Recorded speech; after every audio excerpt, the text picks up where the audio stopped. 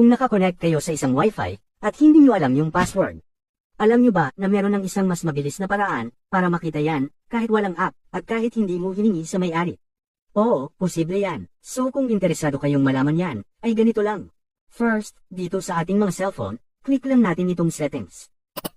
Tapos dito, i-make sure nyo na nakakonect kayo sa Wi-Fi na gusto nyong malaman yung kanyang password.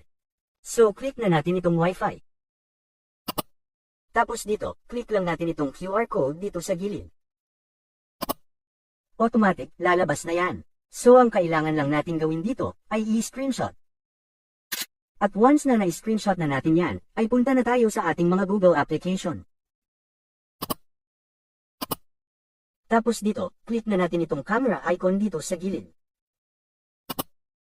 At i-click na natin dito, yung QR code kanina na na-screenshot natin.